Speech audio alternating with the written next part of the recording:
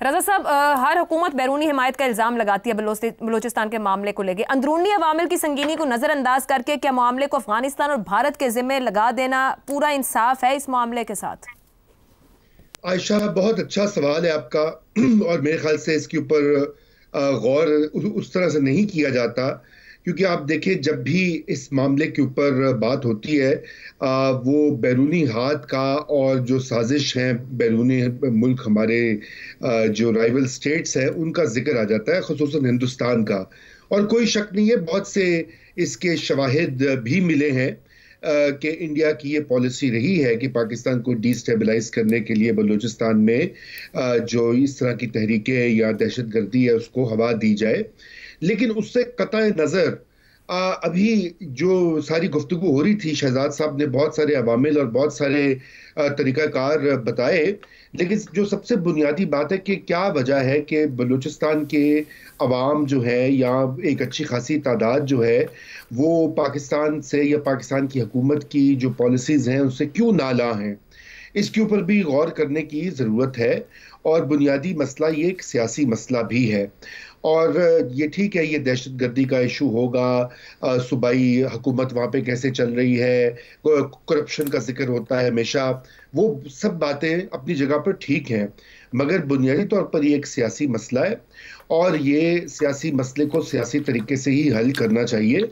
इसके लिए जितने इनिशिएटिव्स लिए गए हैं माजी करीब में, बदकिस्मती से उनका कोई रिजल्ट नहीं निकला। आपको याद होगा कि जब सदर ज़रदारी थे, पहली टेन्योर में पाकिस्तान पीपल्स पार्टी की गवर्नमेंट थी, तो एक बलूचिस्तान का पैकेज जो है उसका ऐलान हुआ।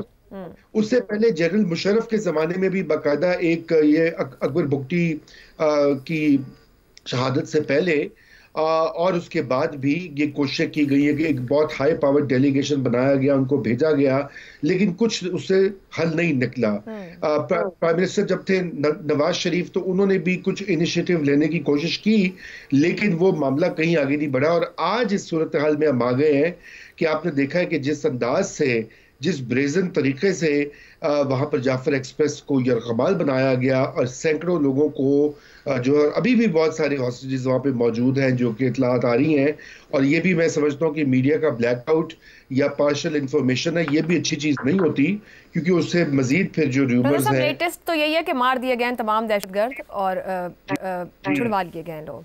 जी, यही आ रहा है। अब मैं देख रहा था गैर मुल्की आउटलेट्स जो है उनकी रिपोर्ट्स को, बहरहाल हम उसको वो जो है मामला उसको एक तरफ रखते हैं। तो असल बात यह है कि बलूचिस्तान में नुमाइंदा हुकूमतें जो हैं वो वहाँ पर उनको हक होना चाहिए कि वो गवर्न करें।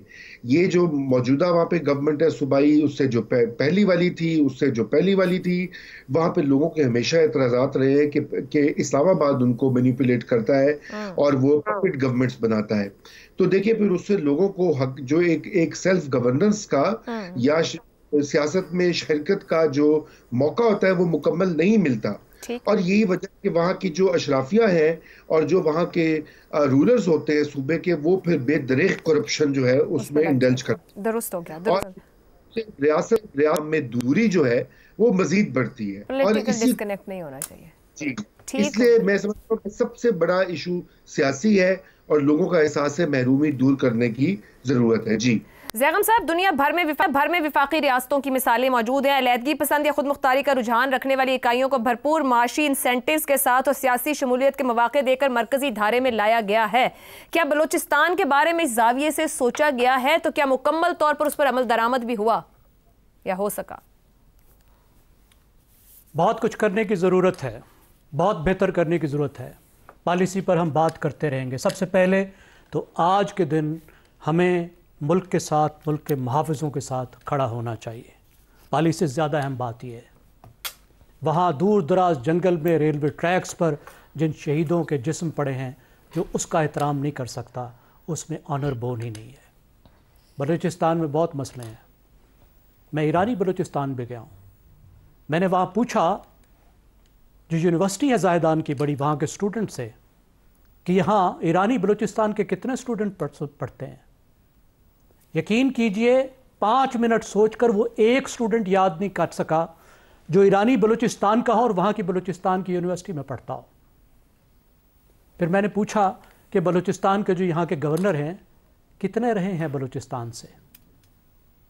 उसने कहा गवर्नर तो दड़ी की दूर की बात है, यहाँ तो कोई डिप्टी कमिश्नर यहाँ का नहीं होता, तहसीलदार पटवारी के लेवल के लोग यहाँ नहीं होते।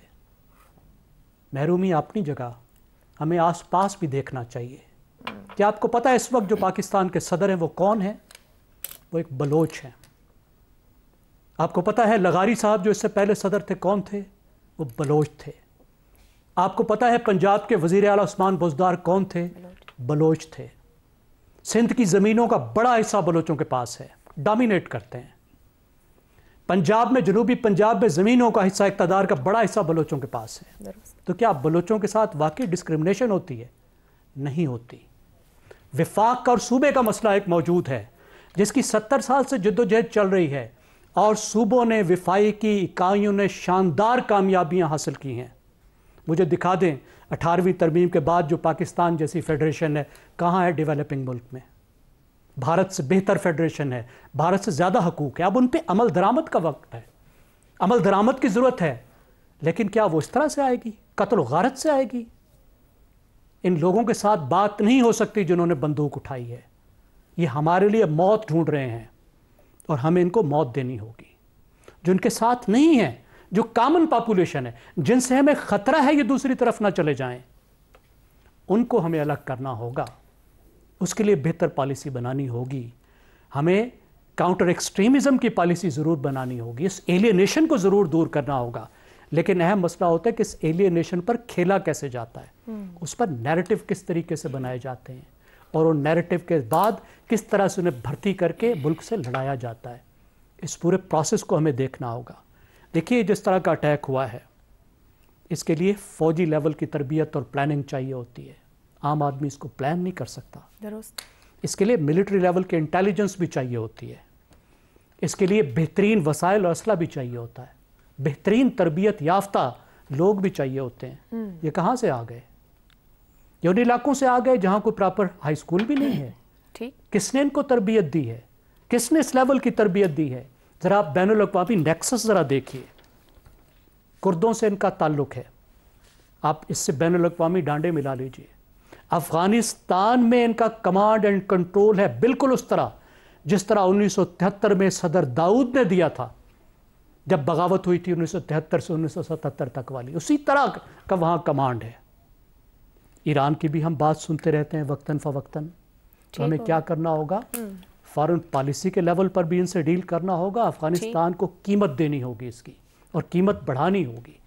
ईरान को कम से कम न्यूट्रलाइज करना होगा, और मेरे ख्याल उस पर काम भी हुआ है। फिर तुर्की और चीन जैसे जो हमारे दोस्त हैं उनको इस्तेमाल करना होगा।